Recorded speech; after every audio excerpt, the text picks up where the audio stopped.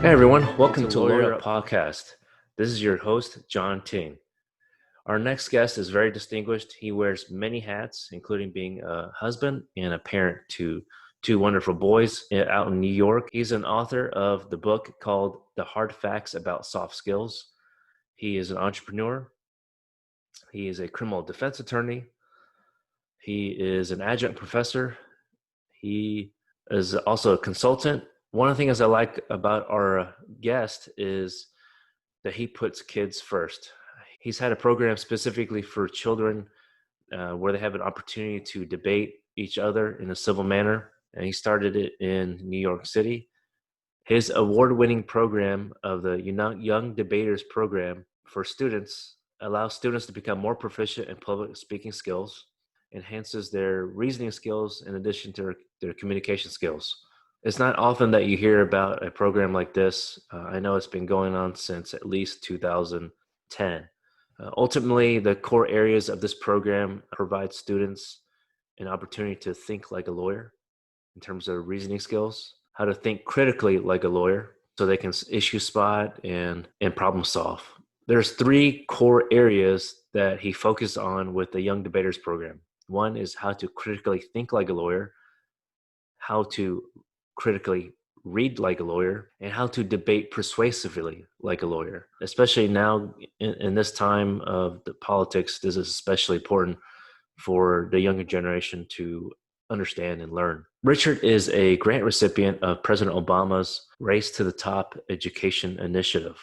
That's an amazing achievement. So he's actually spoken at least over 100 workshops and speaking engagements and over 25 keynote graduation ceremonies. That's quite impressive. And I know this is really through his hard work of providing an opportunity for students to do better, really focusing on the pipeline to the schools. Richard has created a pipeline to education. This program gives students an opportunity to be empowered. Richard has a book out called The Hard Facts About Soft Skills. Please check it out. I think it'd be beneficial. I'm very proud of his achievements, and I know he has a lot more to accomplish. We'll have website information in the description below about his book and also his Young Debaters program and his consultant company. Without further ado, I'd like you to meet Richard Celestin. You know, if they hear that lawyers are giving back to the community in their own different ways, then it's encouraging, right? Absolutely. Because other lawyers will say, "Oh, I'm too busy," whatever. And hey, Richard, welcome to Lawyer Up Podcast. Thanks for being available today. Hey, John, thanks for the invitation. I appreciate it. Yes, sir. So for the audience, you're actually in New York City, right? Or is it Queens? Yeah, so right now I'm in Long Island, just moved here a couple of weeks ago, but was born and raised in Queens. And we actually know each other from law school, CUNY Law School, back in the day when it was on Main Street in Flushing, right?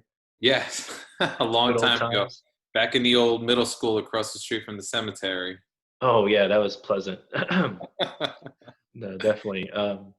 But you have a lot of valuable information to share with the audience here today, on a myriad of topics. But, on a timely subject, can we focus right now on your thoughts on the recent murders of Black Americans? I know, of course, the first one that we know recently of is George Floyd. Mm-hmm. And your part of your practice, I think you focus on criminal law, right? Correct. I'm a criminal defense attorney. So in a way, it's, I've interviewed a criminal defense attorney earlier in the show, and it's kind of strange, right? Because now the defendant is a police officer. Mm-hmm. And even though the general sentiment is that, of course, cops should be, reprimanded, not just reprimanded, but fired and also charged and eventually convicted. But at the same time, at the end of the day, in perspective, you're a criminal defense attorney. Mm-hmm. So if we can talk, we can talk about the George Floyd case, or it could be, Ahmad, in Atlanta. There's so many, unfortunately, that I'm getting their first and last names confused. But the Mr. Brooks in Atlanta, Mm-hmm. the Wendy's, or Ahmad in Georgia, right? Yeah, I mean, the truth is, it's kind of, I don't fault you for getting the name mixed up, and I think that kind of hints at the sadness of the whole situation, because coming up with a list of names, like, it's kind of sad when you think back to scenarios and you're trying to think of the name of the person and you're like, oh wait, no, that was a different person that was killed, and what about, oh no, that was a different. It's so overwhelming to try to remember, all these details when there's been so many unfortunate incidents. It's really kind of sad. Yeah, it is sad. Yeah, Ahmaud Arbery. I think that was that was in Georgia as well, so, as long as it was Mr. Brooks. But it is sad because I know some people in general, they want to look at the very details of facts and they're quick to it, right? Because of course, some of us come to conclusions sooner than later, but that's not the point at the end of the day. It's the fact that we have to, that's a concern since at least, decades ago, hundreds of years ago, but more recently, since at least 2014 with, I think it was Michael Brown, St. Louis. Yeah. And I even personally, for me, I remember the gentleman from New York City. Again, I can't remember the name, but I remember right before going to law school, I think he had just got murdered by detectives that were at a club, and you probably may remember his name. But when it comes Was it to Sean Bell? That's right, Sean Bell. Okay. So every scenario seems slightly different in the facts, right? And people try to figure out, was that person provoked? I don't think that should be part of the discussion. What are your thoughts on that? Well, you know what? I've been labeled as being anti-police, unfortunate, which I'm not. I don't like that title. I don't consider myself someone who's anti-police. Anybody who wakes up in the morning and puts their life on the line to go out and protect people that they don't know, to me, is a hero. There's no question about it. Right. But I also think that when we evaluate almost any other profession, there shouldn't be any exception. Meaning, bad doctors should be reprimanded and or fired. Bad lawyers should be reprimanded and or fired.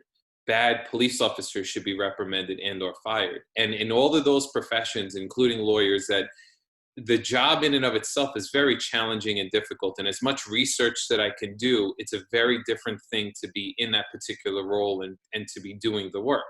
So that's certainly granted. But at the same time, there has to be some type of questioning in terms of what is the level of training, what is the level of education that these individuals are getting, how comfortable are they working within these communities, how connected are they within these communities, what level of fear are they bringing into the workplace, because that obviously affects when they're placed in a situation and they automatically assume that their life is at risk as opposed to engaging in a typical conversation. So there's a lot of different kind of factors that come into play, but I think that it's incredibly important for us to understand that there has to be standards set, and there has to be protocols that are set, and there has to be consequences set, the same way that it would be in any other profession. The same thing needs to apply to police. And by saying that and believing that, it doesn't make me anti-police any more than it would be if I say if an attorney somehow misrepresents their client or illegally takes their funds or whatever it is, that they should be reprimanded to the bar. It doesn't make me anti-lawyer. It just means that as a professional, I want to make sure that we're held to that standard, because you represent me the same way as any officer could sit down and say that unfortunate officer that killed George Floyd, he's a representation of every good officer as well as every bad officer as well. That's interesting you say that, because both of us are attorneys. You're in New York, I'm in Texas, and each state has their own code. And there's also the American Bar Association Ethics Code. And I feel like we, on a day-to-day daily practice, we encounter ethical considerations. And, at least in Texas, I'm sure in New York, there's a hotline to call in case you think something could be unethical. So, if police officers have some kind of resources, I know people can say like, oh, well, there's not enough training or whatnot. Well, it's not just the day-to-day training, right? There has to be resources in general. Absolutely. So that officers can feel more comfortable in, making that real life scenario decision. For us, right, we're not police officers. I don't think you have law enforcement background, right? No, I don't. But in your in your practice, you're a criminal defense attorney. So I'm sure you've interviewed or you're deposed or, put cops on the stand, and, you have experience in that way. I mean, not to say you have that real life scenario, like what would you do in any of those three recent situations, but you have a better understanding than me, because I don't practice criminal law, how cops behave and the culture. And so I think, just like lawyers and tech, I mean, we have a lot of different Facebook groups for lawyers. Of course, it's for us not just to ask advice from each other, but to feel that we have comfort in making sure that we're doing right by our client. Absolutely. And we have a high standard. We can receive complaints from clients or non-clients. So why can't police officers have the same professional high standard to the public? But anyway, I just wanted to share that. Absolutely. No, and I 100% agree with you, where I tell a lot of young people how incredibly challenging it is to become a lawyer, but also how easy it is to lose your license to practice law.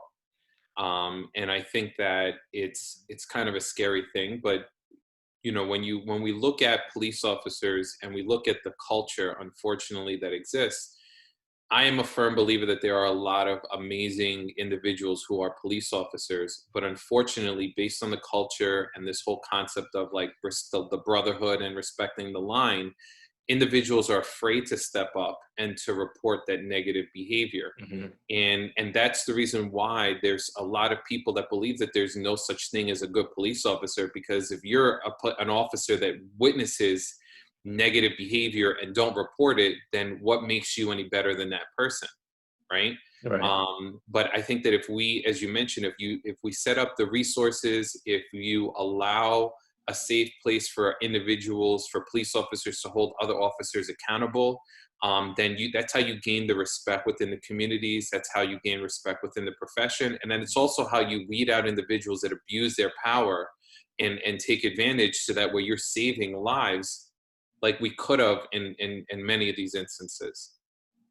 Right. And it, on a superficial level, in a way that there is an inspector general, right? Each city police department has that. But you're right. Like, if more people talk about it, make it more, people have more awareness about it. If they mention it in their initial training in their academy, to keep each other accountable, I think when workers hear that, then they feel more welcome, at least to start with. But if I could get your opinion on, let's say if you were to represent one of these police officers, you could pick any of the stories. What is your, because this question is really for the less experienced and younger lawyers, because at the end of the day, these are, despite the profession, this is a defendant, right? Yes. And you're the lawyer. Yes. So, and there's a lot of media circling, right? How would you control the space in terms of all the noise, and focus on the case? Yeah, I mean, it's a challenging situation for any defense attorney to be in. I think that, and I keep mentioning kids because I do so much work with the kids, which I'm sure we'll touch base on. But when I do career days, I think one of I get the two typical questions that I get asked most frequently is, how much money do you make? And the second is, how do you represent somebody who did something very bad, or who has basically told you that they're guilty? And it's a difficult situation to be in, but it's one of those things that regardless of what a person is accused of, it's still an accusation, and the person is still entitled to a defense. Now, obviously, with a high profile case such as this, where it's already a challenge to get jurors that are unbiased, it's going to be difficult to get a fair shake within the media. It's going to be difficult based on political pressure, right? Across the board, right? Because there's, the fear and concern that if there is not some type of like severe conviction and with prison time attached to it, that we could see a resurgence of like the rioting and the looting and so on and so forth. And then at the same time, if the charges are dropped, or if there is no conviction or anything like that, you fear that initial fear as well, right? So kind of balancing all of that is incredibly challenging. And knowing that you're sitting down and playing the role of defending somebody who has already been essentially part of the society has convicted him, and the other part of society is being very sympathetic to him. You have to kind of ignore all of that and focus on the facts, focus on the details, do the investigation, interview people. Obviously, when you have stuff like video and testimony, it makes a defense attorney's job significantly more difficult, but not impossible. And it also changes the scope a little bit, because it's kind of hard to argue that it wasn't him. It's kind of hard to argue that he didn't, kneel with the knee in the back of the head. It's kind of hard to argue the time frame, because it was 8 minutes and 46 seconds, which is anybody can sit down and get a stopwatch and time it. So there's certain things that are there that would make any defense attorney's job incredibly difficult. But if you ask me, like, what would be my defense if I was representing him? Sure. To be honest with you, I don't know, right? Yeah. I don't know if I would have to learn more of the behind the scenes details, which maybe we may not be privy to based on what's being presented in the media, in order to come up with a defense. It's very challenging because it doesn't look good. For the other officers that were standing there, I think there may be a little bit more of a defense, because maybe they didn't know how much pressure, they didn't know what he was doing, they weren't paying attention, they were crowd control, so they weren't looking at what's going on. So I think coming up with an argument for them might be a little different, but for the actual officer with the knee in the back of the neck, right. I don't know. I honestly don't know. Yeah, that's true. I mean, I think I heard for that case, for the former officer Chauvin, or defendant Chauvin now, he I think there was consideration of a plea deal before the charge was even assessed, for the public to know, at least. So the fact that was happening, that conversation was happening, he already knows he's guilty, because of course I mean, a good amount.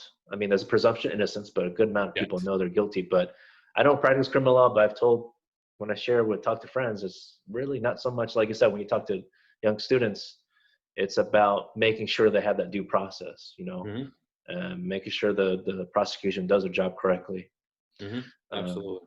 But yeah, let's talk about so you've created a nonprofit, the Young Debaters Program, right? Is that the name of it? Yes. Well, so it's actually an LLC. I have a Richard Celestin Consulting Group LLC. And what's interesting is that name that name's usually associated with like invoicing and stuff like that, the behind the scenes stuff. And I'm typically known as, my organization is typically referred to as the Young Debaters Program, right? And so that's a program that I created, going back to 2009 now. Right. So actually, now you say 2009, then I was one of the early judges, and I can say I had a pleasant experience. I thought it was very valuable, not just to me, but to the students as well. I mean, most people think that, for younger lawyers thinking about volunteering, I mean, it's definitely a lot of impact for ourselves as well, and giving back. But yes, please share if you don't mind sharing first how you came up with the idea and what propelled you to do this. Sure. So I originally came up with the idea because I realized just personally that I knew that I wanted to be a lawyer since I was a little kid. But whether it was my lack of interest or motivation or just lack of opportunities, I really wasn't given an opportunity to really learn about what lawyers did until law school. And so what I wanted to do was, taking into account my own personal experience, plus the fact that I think that the profession of lawyers is just so incredibly interesting, which is why there are like so many shows and documentaries and movies that are made based on the profession. I wanted to teach students kind of like the fundamentals of what it took to be a lawyer, and kind of open up the door to some of those skills and some of those ideas and some of those concepts, to not only nurture their idea of debate and advocacy and critical thinking, but to also present the idea of, maybe becoming a lawyer is something that you actually would consider becoming when you grow up, and not just sit down and watch it on TV. And so I created the program before I even had the foundation, before I even had the LLC. And I approached my first elementary school in 2009, and I was super nervous, met with the principal. I think I gave like the greatest pitch I've ever given in my entire life for anything. And the one thing that I didn't expect, which is kind of crazy, is the principal was just like, okay, I want it. How much? And I wasn't prepared for that. So I came up with like a random number and she jumped on it. And of course I was like, damn, could I have said like a different number? And she would have taken it. But then she started asking those logistical questions like, well, do you have a vendor identification number? And what about invoicing, all this other stuff? And so I was like, oh man. So I had to scramble to create the LLC. And then once I had the LLC, then the program was there and copywriting. And that one school turned into 2 schools that year, which has now turned into close to 50 schools over the course of the last 10 years.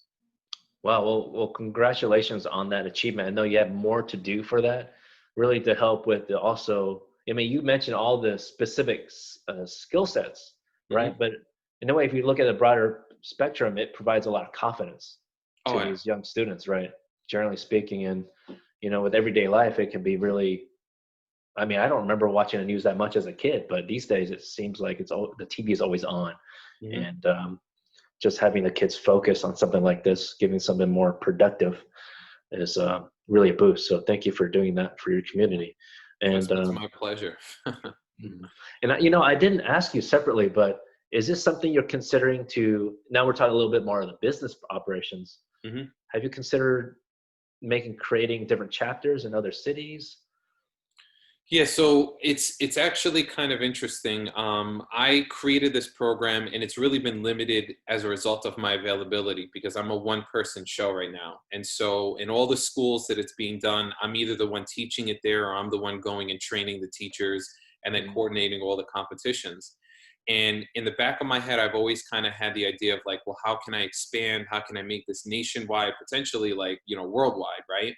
And I always was trying to think of different ways. And this is why, as horrific and as devastating as just, you know, the whole COVID-19 pandemic has been, there's also been glimmers of like silver lining, right? And I think it's a very personal thing in terms of what that looks like. And for me, like that glimmer of silver lining was developing this online virtual program that I'm going to be doing over the summer, and then also connecting with people to figure out how to take my entire program and transition it into an online class that now can be offered in any school throughout basically the entire world. And so now I'm definitely working towards doing that. And the goal is by January of 2021 to have both a physical version as well as having an online version that can basically be done anywhere. Right. Yeah. Now that, because I was going to say I could probably connect you, of course, in Texas to some attorneys that would love to do this because we have a lot of mock trials, at least for the college level or law student level. And but anyway, yeah, I mean, I think, yeah, it is a silver lining because it gives you more time to think about your plan, essentially. I like that idea. So we'll talk more about that next time. But you know, I'd like to do a little plug for you, and you're an author now as well. The Hard Facts About Soft Skills. Yes. You, without giving away the book, but it seems like your experience with the Young Debaters program transitioned you to be an author, right? Yes, absolutely. It's one I never thought I would become an author, never really envisioned that. And I think that in developing my Young Debaters program, what it also did is it opened the opportunity for me to do a lot of workshops in schools, whether it was talking about the law or talking about skill development or doing workshops to support parents. And in doing all of that and having these conversations, I realized that I was sharing a lot of little nuggets about what helped me get to the position that I was in and what helped me to develop this program and to reach some level of success. And it wasn't until one particular workshop that I did that someone mentioned, well, oh, those are like really key soft skills. And that was the first time that I honestly ever really heard of that. And when I started to research it and understand it, I realized that the foundation for my success, the foundation for where I am today was really built on my social soft skills as opposed to the academic piece. Like you know, obviously I had the academic credentials and the diploma and stuff, but I never was a fan of school, never really liked school. But I was very good at talking to people and interacting with people and navigating relationships and so on and so forth. And so I decided that the easiest way to become an author was to write about something that was just so personal that it would just naturally flow. And so I created this book and focusing on the really key soft skills areas that I feel are not being currently taught in schools, but are absolutely essential for any single person, regardless of what profession they go into. They're critical for success. They're critical for developing networks, and kind of navigating any type of relationship to kind of reach whatever goals or aspirations you set for yourself. No, that's wonderful. I mean, I remember when you were first talking about it, so I'm glad that you followed through. Yeah, So absolutely. it's a lot of, you're right, it definitely is foundational that that people, we normally just don't think about it. It's our personality, right? So we don't think about what has elevated our success. So that's great that you put it in writing. Yeah. And in terms of, so I believe we can find it on Amazon, right? Is there anywhere else that people could buy it, or just, let's Well, see. currently, yeah, it's right now it's only available on Amazon. And then obviously, whenever I do any type of speaking engagements, I always have copies of my book with me. But if anybody wants to purchase it, it is available on Amazon. Okay, great. Great. So that is, and for everyone, that's called The Hard Facts About Soft Skills Success. Correct. Let's see. So, going back to, if we can go back to the your criminal defense perspective, Hmm. um, there's a movement called Defund the Police. Now, my perspective, real quick, is that it doesn't always, not for every police department literally means defund the police in terms of scrapping the whole thing. Yeah. And my understanding is that if it does literally mean that, that's because it's in those union states where it's hard to reorganize or fire police officers. And I believe Minnesota is one of them. Can you touch on that, and if you understand that correctly? Yeah, sure. So it's funny because this whole concept of defund the police it seems like it has so many different meanings, I guess, depending on who you ultimately talk Right. to. Mhm. My perspective in terms of defund the police is like I would never. I'm not a fan of the idea of saying, well, let's get rid of all police everywhere and let's just kind of like live. Like I don't think that's going to necessarily work. On the flip side, I am a firm believer of getting to the root of what the problem is and addressing what the problem is, right? So if Okay. there's a leaky pipe, or if there's a leak in your ceiling and you just kind of put a band-aid on it, you've temporarily addressed the issue, but you're still going to have that leak. And with defund the police, the way that I look at it is, we have this increase in terms of arrest and incarceration of people of color. We have these instances of police brutality. And so getting to the core of what exactly is the problem means that we have to look at where the fund's going based on the city and the state, and what can we do to get to the core of what the problem is, right? And Mhm. so I know that what's going on in New York is that Mayor de Blasio is talking about taking money away from the police. I think the number was like 1.5 billion or something like that, but then taking it and using it towards youth programs, right? And using it towards housing and using it towards all these social service support. And Mhm. when you sit down and you think about it, when you look at the statistics, then the numbers dictate that between the ages of, I think, 16 and 24, that's the highest risk population for arrest.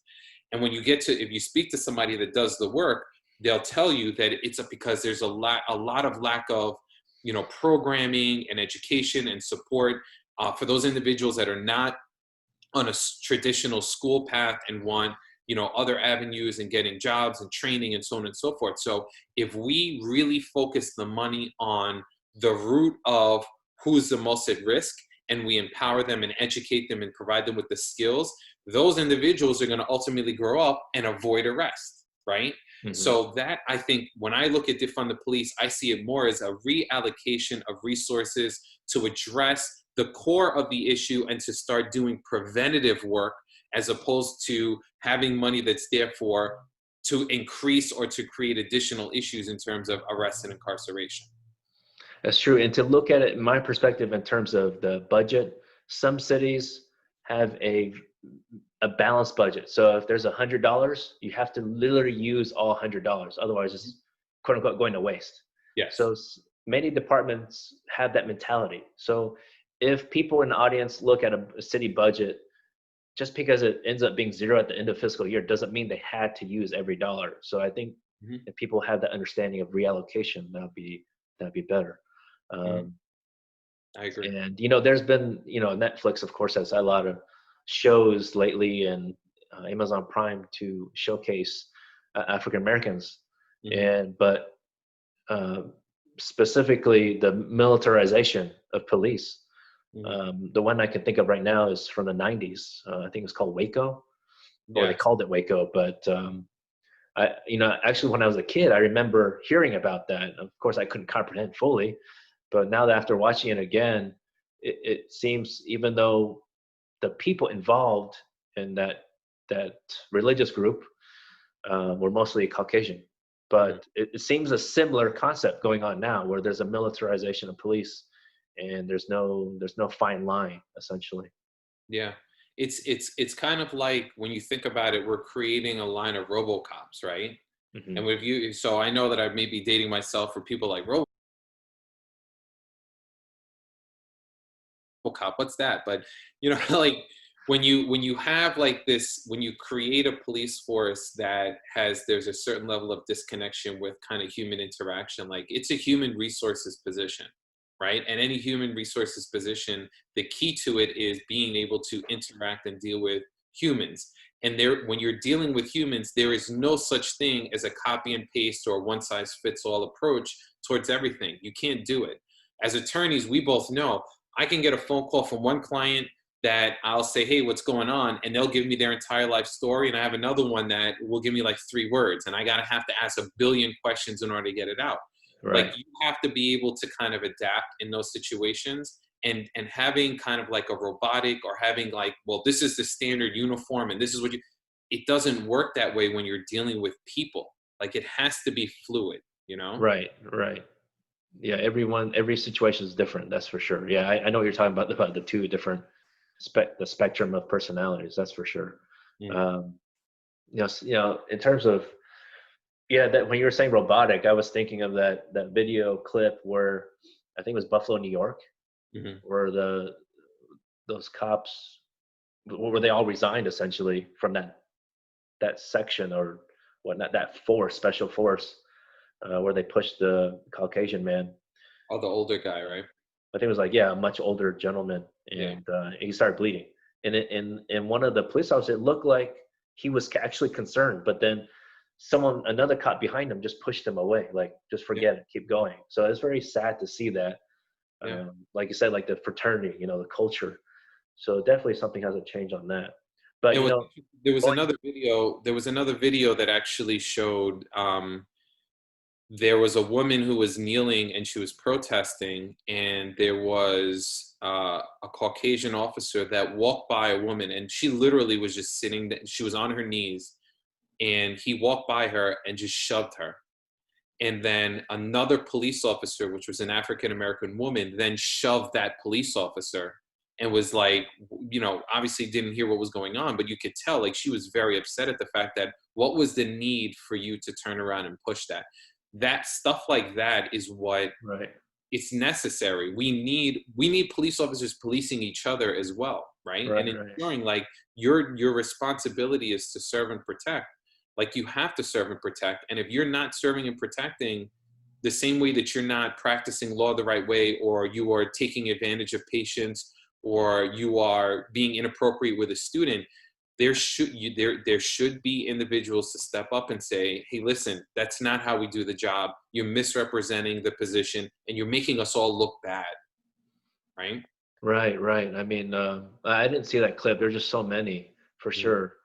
Very unfortunate situation. But you would think there's opportunity for police departments in general to have stronger leaders. I know there's I think it was Wilmington, North Carolina.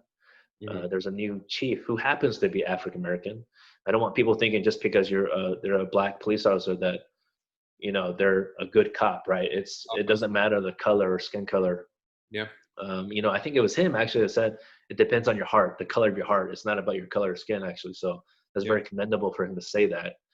But I don't know if you heard that story, but I think it was just last week where three Caucasian officers, white officers, were talking in their car or something, or they were actually being recorded. They clearly didn't know they were, Mhm. but they said that they called some people the N word and were going to start some kind of civil war. So that came out by, I think, a, I don't call it auditor, like the IG, Inspector General office, but he made a reasonable and intelligent decision to fire all three of them, even though, they did admit to it and were trying to resign. But that sent a clear signal that, they're not just going to turn a blind eye anymore in situations like this.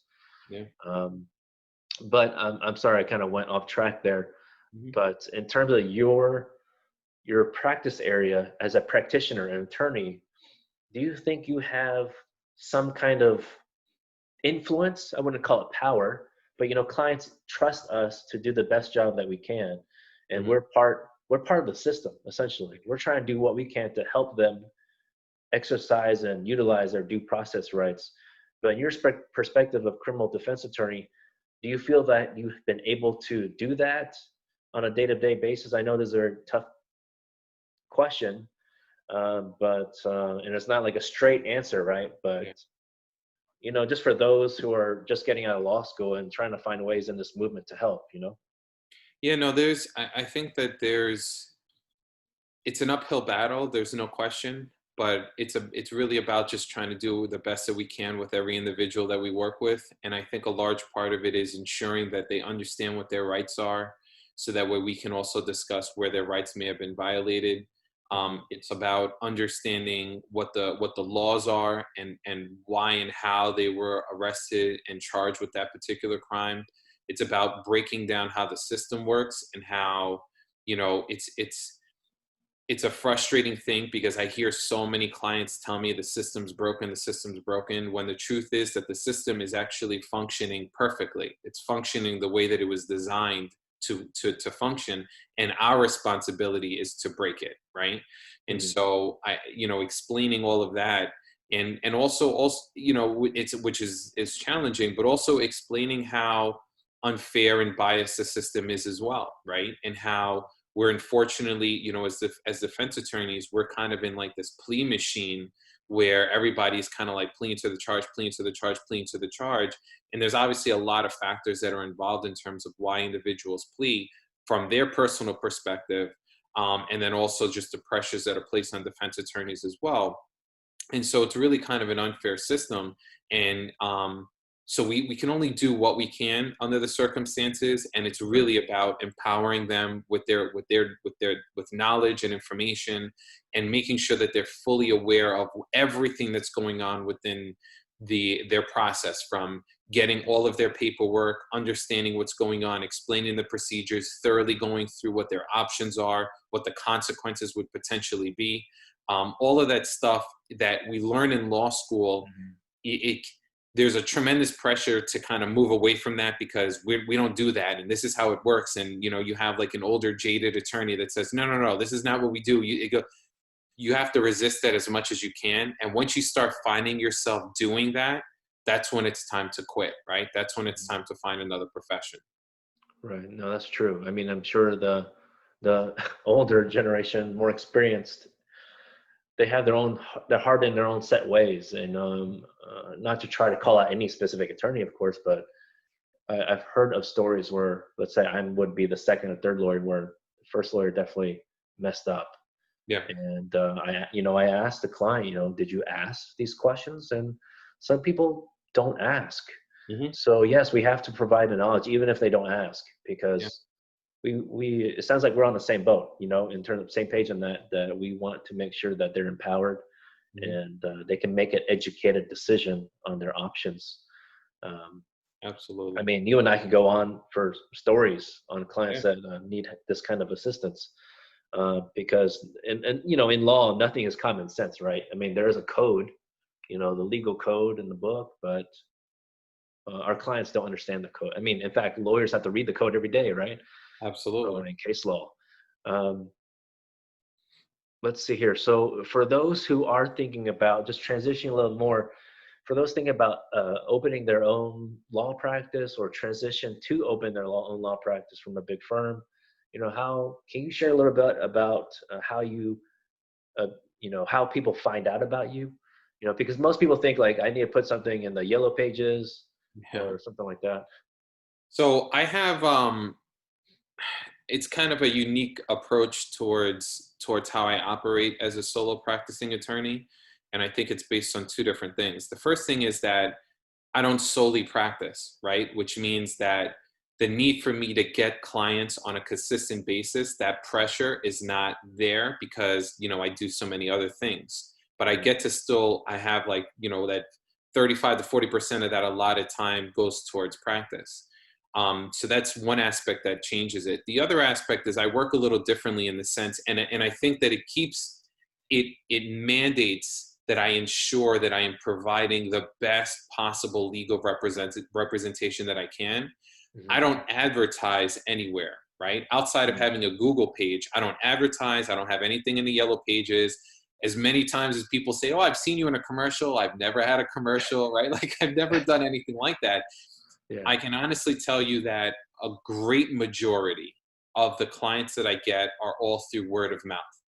And the reason why I prefer to operate like that is because I handle every single one of my clients with such a high level of respect and responsibility that they then become walking business cards. And so when someone calls me completely out of the blue and is like, hey, listen, I'm calling you because I heard you're a great attorney. And I'm like, well, okay, well, where'd you hear that from? And they're like, well, so-and-so told me. That is kind of like an affirmation that I provided adequate legal representation to that person, so much so to the point where they trusted me to refer me to someone else, right? So that's definitely at the core of how I do it. And it's also what prevents me from getting jaded, taking shortcuts or anything like that, because I know that each potential client with that mentality of like their potential walking business card, if I pour my energy into them and do everything I possibly can, that is how I'm going to continue my business and continue to be successful and continue to help people.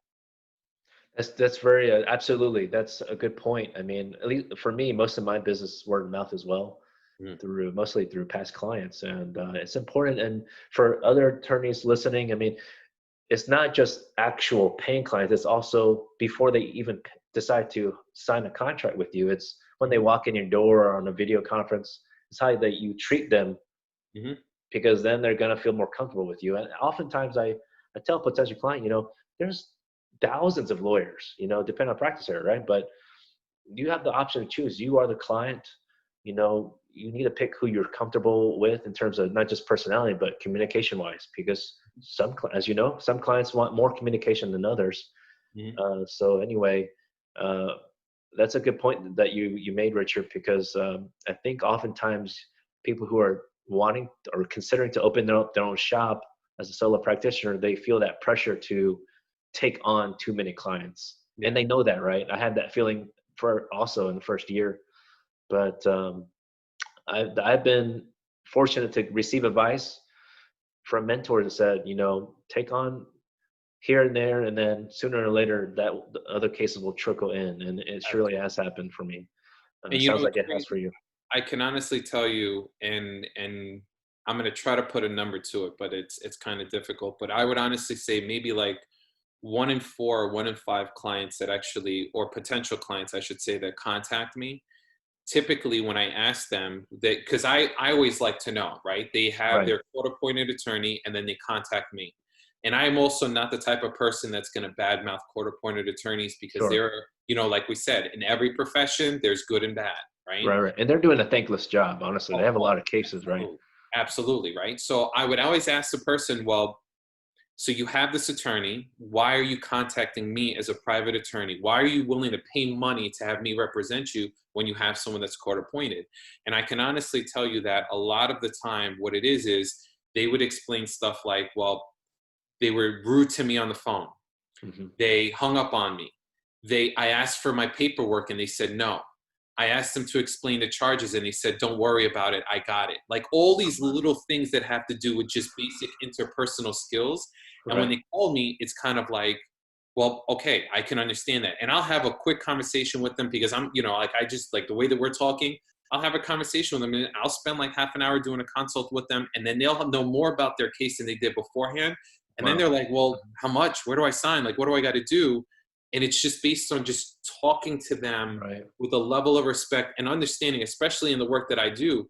Nobody's calling me because they're in an amazing position. Hey, I got arrested. This is awesome, fantastic. Right. Right? Everyone is calling me in a difficult situation. So knowing that that is the situation, I have to talk to them and approach them in a way that shows empathy and shows care and shows respect for their situation. Otherwise, they're already frustrated. They're going to get more frustrated, and that nothing good comes out of that. No, those are really good points. Respect, yeah, that's number one for sure.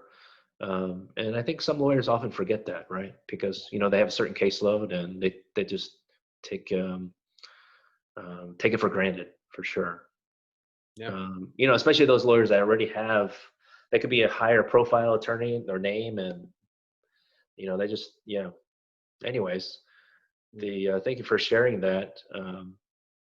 So if you look back, let's say before you started your practice, you're in third year, 3L, and that you're considering to open up your own shop, what advice would you give yourself now or back then that now? Wow, that's a good question.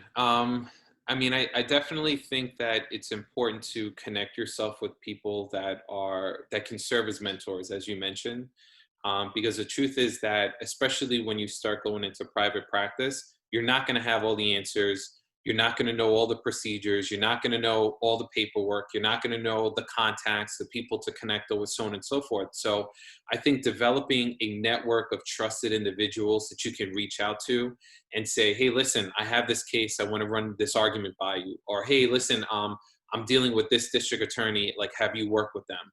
Or, you know what I mean? Like any one of those situations. So developing a solid safety net is incredibly important. And I think that's one of the things that I think initially coming out of law school, that it took a little bit of time for me to kind of develop, because I interacted with people and everything was cool, but it wasn't really doing it with the intention of saying, well, hey, listen, do you want to be like, you want to be in the Rolodex, like in case I need you for so on and so forth. It was just generally like, hey, yeah, sure, I'll help you. And then like, that's kind of like the end of it. But it's about developing those relationships, nurturing them, having them as resources, and going. And then again, as you mentioned, I get the need financially to kind of like try to get as many clients and try to blow up as much as possible. So I would always tell people, like, try to balance it. Even if in initial practice, do something else that brings you some source of steady income while you develop your practice, and focus on quantity over quality, right? If you have 100 cases and you burn 80 of your clients, that's not a good success rate, right? If you have 20 clients and you do amazing by those 20 clients will bring you 100 more. Right? Right. No, that's a good way of thinking about it. I mean, I try to think of it like the healthcare field, in terms of like, you want the best patient outcome. That's it. Because usually when people go or a patient goes in a hospital, they already have so many different complications. And I think it's similar to law, that there's so many different facts. Not every case is the same. So anyway, yeah, that's a really good point there, Richard. I see some trophies back there on your shelf. Is that some of the young debaters, or is that for yourself? So it's actually a mix. I have a couple of my young debaters trophies that I like to bring into schools and kind of show off, so that way students know like what they're competing for the competitions. But then I used to compete. I used to play pool on a competitive level in different leagues and stuff like that. And so I've won a couple of trophies through playing pool. So they're also on display back there as well. All right. Wouldn't you call yourself like a pool shark? I remember you brought your own cue. Yeah, once you start walking into a pool hall with your own cue, like there's no more shark. Like people say like, oh, look, this guy has his own cue. So that's it. And then plus the places that I go to play, like, a lot of people know me. So they know that, they know who I am. I haven't played in a few years, so maybe if I go back, like maybe I can kind of sneak in there and try to see if I can figure out something. But I'm definitely a little rusty right now. But yeah, the whole shark thing, I think is I think that's out of the water. Wait, well, you didn't allude to this, but you're not blaming your two children, right, for the lack of time in the pool hall? No, not at all. No, I mean it's one of those things where it's kind of like, how do you put it? like when you invest and you start doing something, like when I started playing pool, I was, I was learning all the tricks. I was getting the books. I was reading. I was watching the videos. I was spending an extensive amount of money on accessories and stuff like that. And then you kind of reach this point, right, where you say to yourself, like, I am going to take this really seriously and start competing more and go on the pro level and whatever. Or you're going to realize, like, you know what? I've done all of this stuff, but at the end of the day, this is a hobby. Like, I can't invest any more time and energy unless I know I'm going to pay for it. And so I reached that point, and I was just kind of like, this is something I did for fun. I'm not going to start sacrificing work or my weekends or anything like that to start doing it. And so that's when I kind of took a step back. Right. Well, I think you answered my next question is, how do you balance your time? Yeah. Being an author, the Young Debaters program, and of course being a parent and a husband. And running your own practice. That's a lot of hats there, Richard. Yeah. I applaud you for that. It's funny. Thank you. I appreciate that. I had when I get asked whenever I do my introduction, right? And they're like, "What are your titles?" And I'm like, "Oh, well, I'm an author. I'm an attorney, an adjunct professor. I do a motivational." I mention all these things, and then I'm like, "Oh, these other projects I'm working on." And people are like, "Where do you find the time?"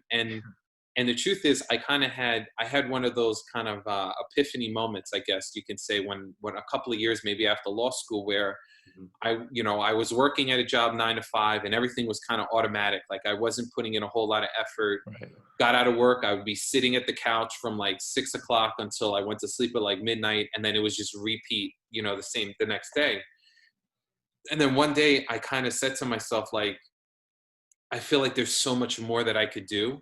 And I looked at time differently at that point, right? And so instead of looking at it as like, oh, I have all this time to kill, it was now, wow, I have all this time that I can actually start doing other things. Mm-hmm. So I didn't figure out a 25th hour to the day. I didn't figure out an 8th day of the week. Right. What I just try to do is I try to maximize on my time and kind of allocate and look at things differently. Because as much as I can sit down and say, and I'm like at my desk now, so I have like all this stuff that I'm working on, I also find time to play PlayStation with my sons, right? I also find time to play pool. I also find time to like ride my motorcycle or drive around in my car or meet up with some friends to smoke a cigar. Like I find time for that because by doing that also allows me to come back to work and do my work better and not feel burnt out and always have a fresh set of eyes, Right. No, that's excellent. Yeah. And, I'm glad you found more or less like the sweet spot in your schedule and you've changed your frame of mind on time management. That's really a good point because even for me, just turning off notification on my phone is a huge deal. The only one I didn't turn off was the personal one where, Chloe's daycare. But now that, we're all at the house, of course. Now it's just, because, clients can have expectation, you respond so quickly. Yeah. But, as long as those solo practitioners, you set a policy for yourself within 24 or 2 days to respond, and you tell clients that, then it'll work out. So you don't feel as stressed. Absolutely. Yeah. And we get so, honestly, I think that we've all been spoiled with these cell phones because everything is instant now, right? Like and it's kind of crazy when you sit down and think about it. If I were to send you a text and you don't respond within 5 minutes, I'm like, what's wrong? Is he mad at me? Like, what's going on? And it's like 5 minutes have passed. Yeah. It's just a natural reaction now because we've been accustomed to it recently. Exactly. Right? Yeah. If we're thinking that, then imagine clients in a dire situation. Yeah. I don't know about you in New York, but now I'm thinking about it specifically, there's been a couple young attorneys who committed suicide. I don't know specific age, but they seem like they're young lawyers. So, wow. Hey, the little time I can put in, hopefully it'll, turn someone's attention to something better. You know what I mean? Yeah, and I think that's part of what I'm starting to speak more about, and I'm trying to encourage more speaking opportunities. Is that I think with the job market and everything that's going on, a lot of people are going to law school and they're thinking, well, now that I have this powerful degree, like getting a job should be like automatic, and unfortunately, it's not. But they're also I consider next to a medical degree, I consider a JD to be the most powerful degree that you can get. And it opens up so many doors for you to pretty much do almost anything outside of practicing medicine, right? And so having people kind of explore that, maybe your goal, like at graduating law school, I didn't practice for the first like few years of after getting out because I was doing a lot of advocacy work, but I was getting those positions that were assigned for like licensed clinical social workers and stuff like that. But I was getting them based on my degree. And then that's when I was like, okay, time to practice. Because once I went on my own, I was like, let's flip the switch. Right. So I think people just have to understand that you can go to law school and you can do a lot of different things, and your law degree is going to be, provided you don't do anything crazy, no one can ever take your education away from you. So pace yourself and pace your expectations. You're not going to come out a partner in a law firm making 7 figures within the first 6 months. Like, it doesn't happen that way. Yeah, you mentioned I've had that similar situation at those elementary schools. I received that same exact question: how much money you make? I'm like, it depends on practice area and your work-life balance for sure. Yeah. But yeah, I mean, I think that's the mentality that people generally have, is that they just want to make a bunch of money, and of course, obviously, pay off debt. But Yeah. that definitely creates more stress. Well, I'm looking. if you want to work, I tell students all the time, I'm like, listen, if you really want to make an insane amount of money, Yeah. be prepared to give up a social life, get prepared to give up the idea of getting married, get prepared to give up the idea of having kids or hanging out with your friends, get a beautiful corporate job. You can work your 80 to 100 hours a week and you'll make an Right. insane amount of money, because really what you're doing is you're working 2 full-time jobs, right? So you can Right. do Yeah. that. You get all the money in the world. Make sure you take care of your health so you don't drop dead from a heart attack from not eating or sleeping properly. And then you'll make a ton of money. And if you're happy with that, then I think that's fantastic. Go for it. But not That me. that does not sound enticing to me. No, not Chloe or Tao would not have anything of that. listen. It's some people they're cool with it and that's Yeah. what they want to do, and that's fantastic. I'm Okay. one of those people where it's like, even the idea of saying, well, let me do it for like 3 years and then figure it out. Who knows what can happen in 3 years? Oh yeah, so much changes. That's it, man. I get to do my work and I get to have so much fun every single day. And it's like, because tomorrow is not guaranteed. And if I did nothing but work from 9 in the morning to 9 at night, and then God forbid something happened tomorrow and I didn't get a chance to hang out with Liz or the kids or anything like that, it's kind of Yeah. like, what's the point? What's the Yeah. point? You can't take it with you, right? Yeah, that's true. That's a good point. It's critical right there. I mean, if you look at it that way, that's very profound there, Richard. But Richard, thank you so much for your time. We could have so much to talk about. We could probably span 3 hours at least without going to client deep stories. But we'd love to have you back. Definitely. And maybe by then you have another book, or you've expanded your Young Debaters program. And hopefully we'll add a link in the description for folks that are interested to learn about it. Maybe you'll get some people to log into your webinars there. Awesome. Thank you. I really appreciate this, and great conversation. It was wonderful. Thank you, Richard. Thanks a lot, John. I appreciate it. Hey everyone, thanks for listening. If you like today's content in our interview, please subscribe below and hit the bell for our future notifications. We'll drop a video every Monday at 8 a.m. Talk to you soon.